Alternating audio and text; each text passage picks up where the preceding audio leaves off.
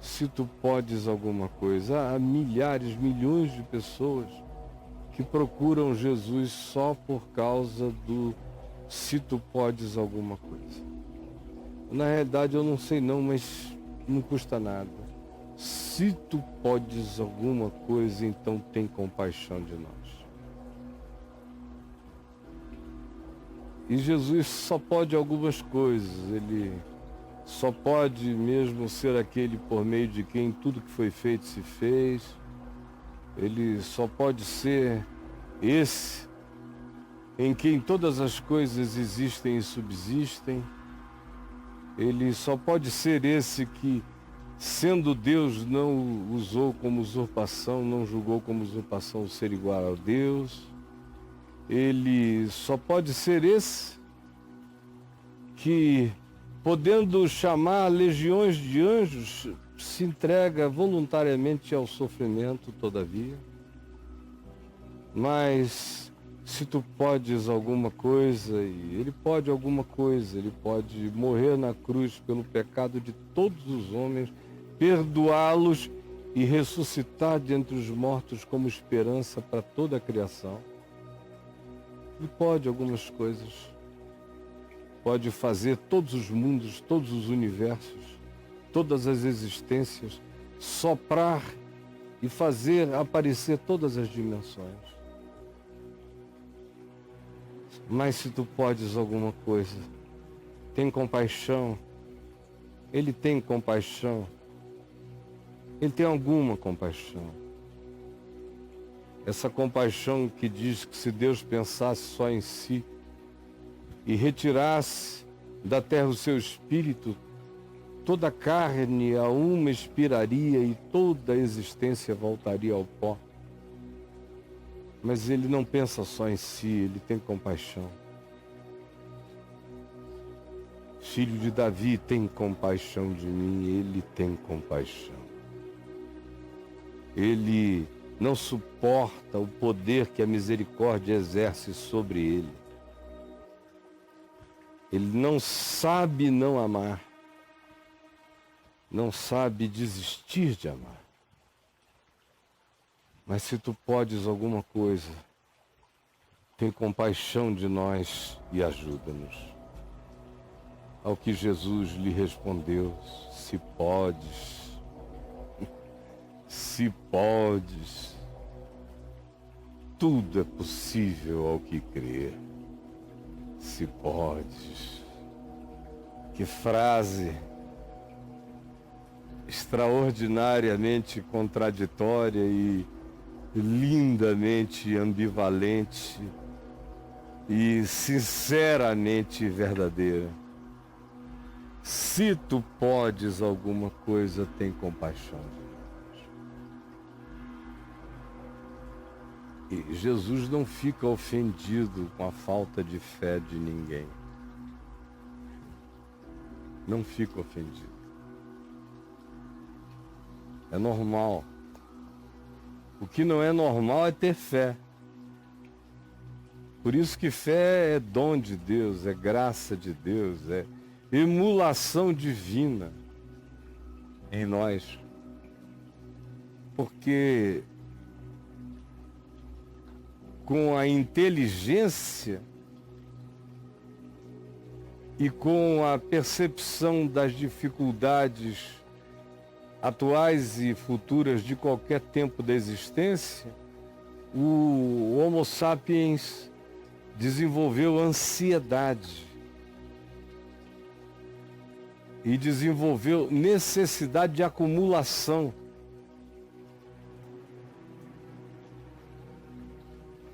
Tudo tinha a ver com sobrevivência. O Homo sapiens é um ser de sobrevivência.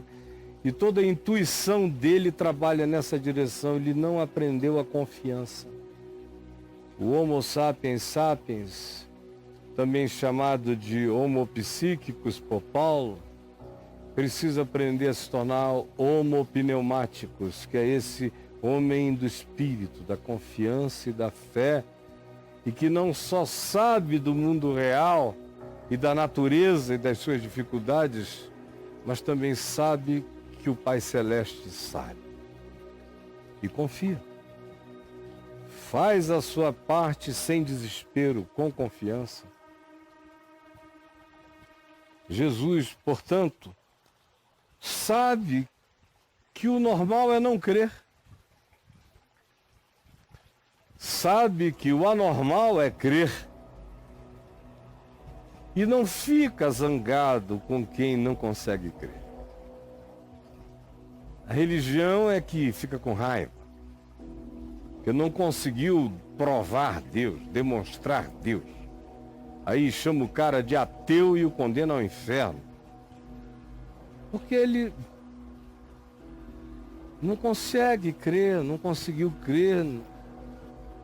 Tem uns até que gostariam, mas não chegaram lá. Ou tiveram traumas bastante para não se aventurar. E tem aqueles que não sabem nem o que crer significa. Só sabem o que crer não significa, porque só viram coisas ruins. Em nome do crer. Só viram o não pensar, o não sentir, o não solidarizar-se, o não se importar. E então descreram de tudo quanto diga respeito a crer. Porque não viram esse crer se transformar em fruto da fé. Então se tornaram ateus da mentira. Eles não creem, não é em Deus, eles não creem é na mentira em nome de Deus e desse Deus cultuado com mentira. Mas Jesus não fica zangado porque você não crê. Ele é solidário com a sua dor. Mas se tu podes alguma coisa, tem compaixão de nós e ajuda-nos. E ele não disse, então vá, pense durante uma semana sobre o que você acabou de dizer, depois volte quando você tiver fé. Não, eu consigo ver um olhar iluminado e um sorriso generoso, compassivo, misericordioso na face de Jesus, ouvindo o homem dizer isso no inferno. Mas se tu podes alguma coisa, tem compaixão de nós e ajuda-nos. E Jesus, com aqueles olhos limpos, cristalinos, luz pura, de amor, olhando para ele, vendo a limitação dele, sorriu o sorriso da bondade que abraça e disse, podes. Oh filho, tudo é possível ao que crê. Tudo é possível ao que crê. Então o homem entende que ele, o homem, deveria crer e que não só tudo era possível ao que crê, mas também era possível crer. E o homem creu em ambas as coisas, que não só tudo é possível ao que crê, mas o homem creu que quem chega naquele nível, quem faz esse movimento, já está andando por fé, está apenas ainda frustrado, porque o que busca e pretende não foi atingido, mas o coração dele já é movido por essa esperança redentora. Se tu podes alguma coisa, tem compaixão de nós e ajuda-nos. Ao que Jesus lhe respondeu, se podes, tudo é possível ao que crê. Imediatamente o pai do menino exclamou com lágrimas. Com lágrimas. Veja como tudo sai da discussão teológica, acadêmica, com os escribas, os fariseus, os discípulos querendo mostrar sua potência exorcista, carismática em nome de Jesus, e os escribas desconstruindo, distraindo, desmontando tudo, e eles largam o cuidado pelo ser humano todo arrebentado e por um pai sofrido, e ficam tentando expulsar demônios em estado de beligerância e discussão com os escribas da religião.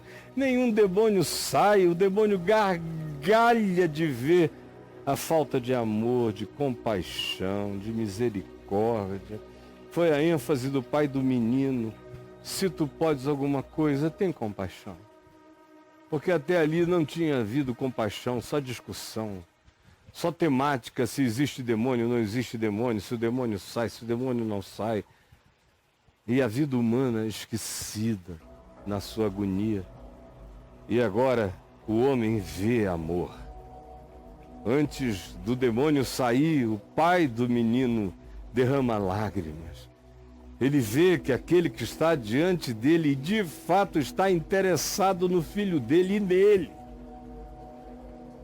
Que qualquer outra discussão é absolutamente irrelevante diante da opressão humana, da perda de volição humana, da perda da consciência humana, da perda da independência, do livre-arbítrio, da autodeterminação, do ir e do vir, da perda de vontade de viver. Tudo mais era irrelevante, como sempre foi para Jesus.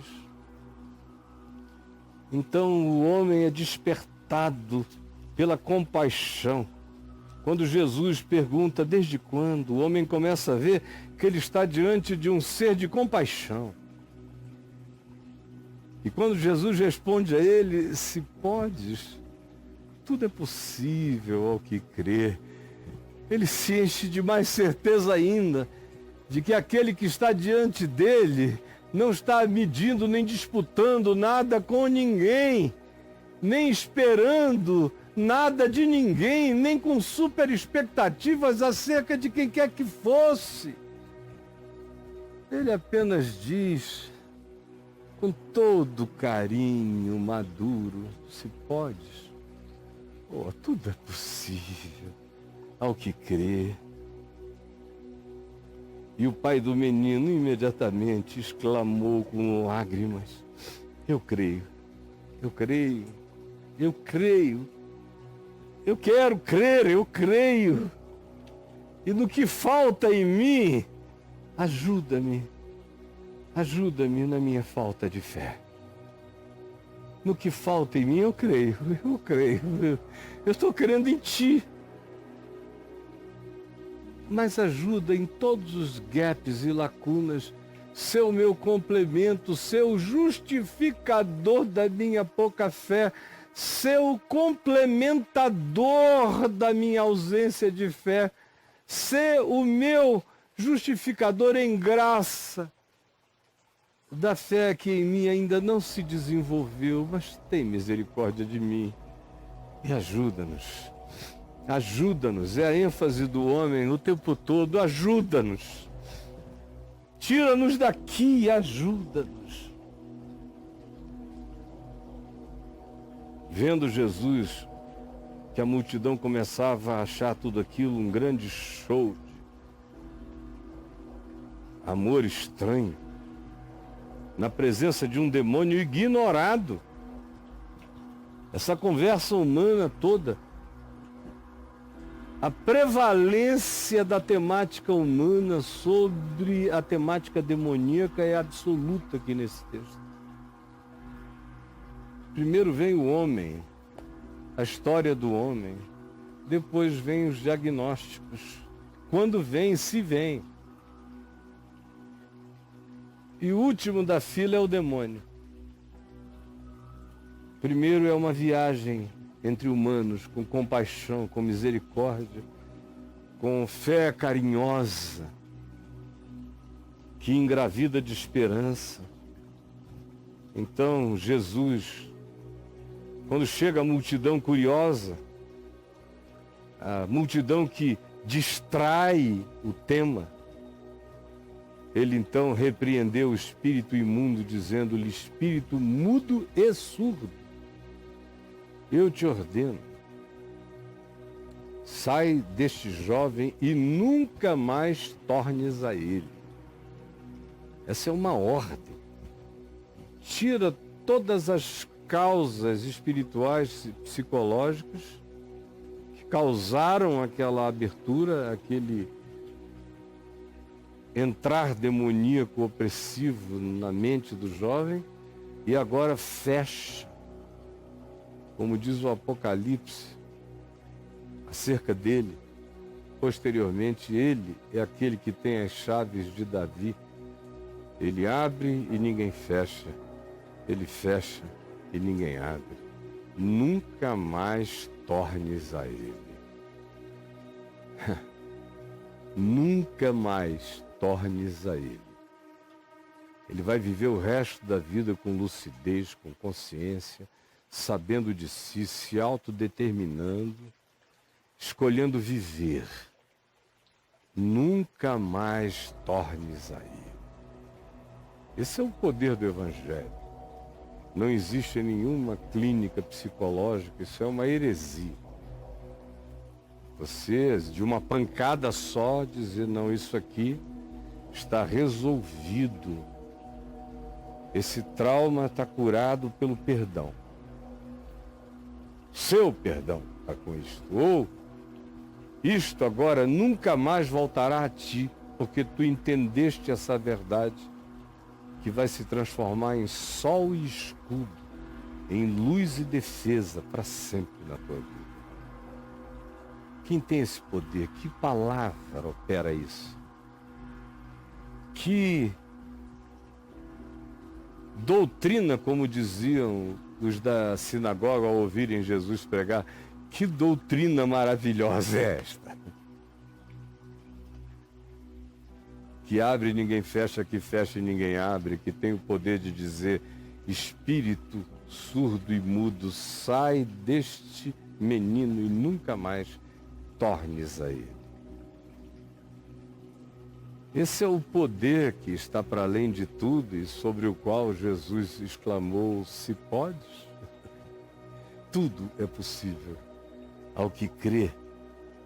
E clamando, agitando muito, saiu o espírito, deixando o menino como se estivesse morto, ao ponto de muitos dizerem, morreu! Mas Jesus, tomando-o pela mão, o ergueu e ele se levantou. E Jesus o despediu, leve ele em paz para casa. E Jesus mesmo entrou em sua casa e os seus discípulos lhe perguntaram, ali na Galileia, por que nós não podemos expulsar esse demônio? E Jesus lhes respondeu, esta casta não pode sair senão por meio de oração. Tudo que não havia entre vocês era oração. O espírito da oração tinha acabado, só havia o espírito da discussão, do debate. Como é que vocês vão expulsar diabo com diabo? Diabolos, o divisor, estando vós em estado diabolos, de divisão, de raiva, de ódio. Satanás não expulsa Satanás. Essa casta só sai pelo foco da oração do amor, da compaixão, da empatia. Qualquer casta e castas arraigadas estremecem na presença do amor. Como eu já vi demônios me dizerem, sim dizerem,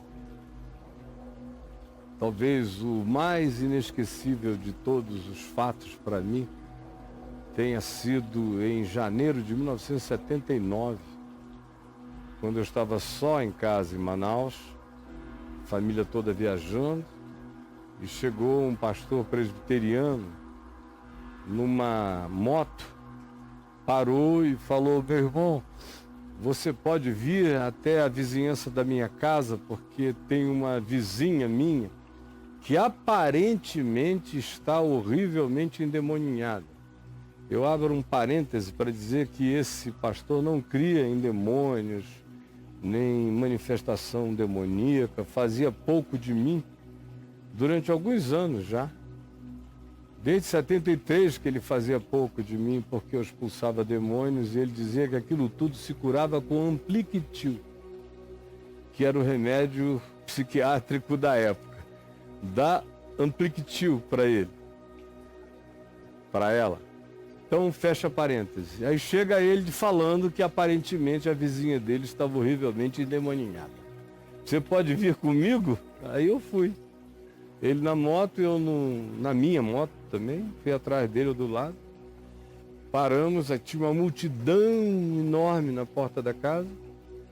Eu já era muito conhecido, eu já estava na televisão desde 74, então a cidade inteira me conhecia. Quando eu cheguei foi aquela confusão, aquele alvoroço, aquele monte de gente, de curiosos. O que o senhor está fazendo aqui? E eu perguntei onde estava a pessoa. E o marido dela, que tinha fugido de dentro da casa, porque ela estava com uma faca imensa, dessas de tratar peixe grande, na mão, e a mulher era alta, ela devia ter aí 1,70 m e alguma coisa, enorme, forte, parda, forte, musculosa e alta. E o marido então me disse, ela está lá dentro, eu tranquei a casa por fora. E eu não tenho coragem de entrar, porque senão ela me mata. Eu falei, então, por favor, abre a porta para mim. Não entre aí não, é melhor o senhor expulsar aqui de fora. O cara dizendo, grita aqui de fora, manda sair. Depois você entra. Porque ela tá com a faca na mão. Aí eu falei, não, abre a porta para mim. E ele abriu. Eu entrei, fechei a porta por dentro, para ninguém vir atrás de mim. E fui entrando na casa. Tinha um corredor comprido, no bairro do Japim. Quem é de Manaus sabe onde eu estou falando. E naquele tempo não era como hoje, não tinha quase nada ainda no Japim. Só os condomínios populares. Aí, quando eu vejo no final do corredor, aparece a mulher com aquela faca reluzente e dizendo, eu vou te matar, desgraçado, e partiu para cima de mim. Eu parti para cima dela e disse, sai dela em nome de Jesus. Ela caiu, pegou a faca, levantou de novo, veio correndo, e eu parti para dentro, sai em nome de Jesus, e ela caiu e a faca foi jogada fora.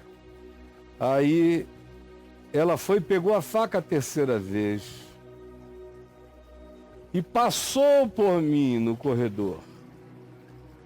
E eu só olhando, atento.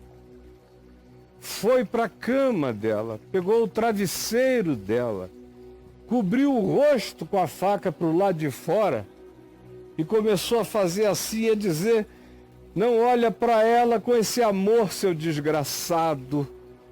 Por que que você não fica com raiva dela?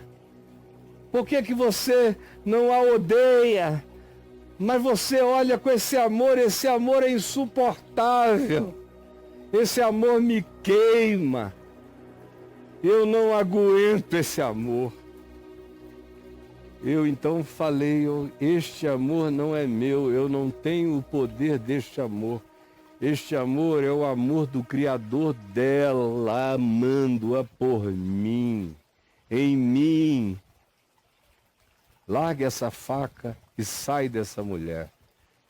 Ele jogou a faca para o lado, a mulher estremeceu e ficou livre.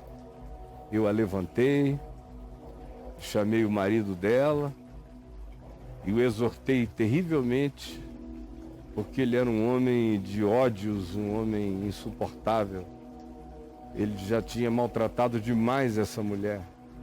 Ela ficou endemoninhada, porque o ódio dela por ele era tão grande que o ódio dela era uma invocação ao diabo para possuí-la, para que ela tivesse a coragem final de matá-lo. Porque ele tinha cortado as 2 orelhas dela na última ação dele contra a mulher dele. Ele cortou as 2 orelhas. Eu depois a recebi na minha casa, já em 1983, em Niterói. Isso foi em 79, 4 anos depois. Eu a recebi na minha casa para ela fazer uma plástica de restauração. de diminuição daquele agravo que ficou nela. Então eu tive uma conversa enorme com ele. E com amor por ela e amor por aquela família. Foi a primeira vez que eu vi demônios confessarem com a boca a insuportabilidade do amor. Quando Jesus diz, essa casta não sai senão por meio de oração, é porque não existe oração como mecânica, só existe oração como relação concentrada em amor. É só a relação promovida, mediada e objetivada em amor que é oração diante de Deus. É só diante dessa oração que é compaixão, que é misericórdia, que é solidariedade, que é empatia, dessa oração que realmente é clamor libertador em favor do outro, é só diante dessa oração que é amor, que essas castas não suportam e se retiram. Senhor Jesus, permite que essas muitas pequenas palavras do Evangelho e ensinos do Evangelho e princípios do Evangelho tenham chegado ao entendimento, à compreensão, ao discernimento, para que se tornem ativados em prática, se efetivem pela obediência, pelo desenvolvimento da palavra em nós mediante a prática em fé. Essa fé que se faz efetiva, que se faz e se prova verdadeira pela prática do amor. É o que eu te peço que tu realizes hoje no coração de milhões. Em nome de Jesus. Amém e amém.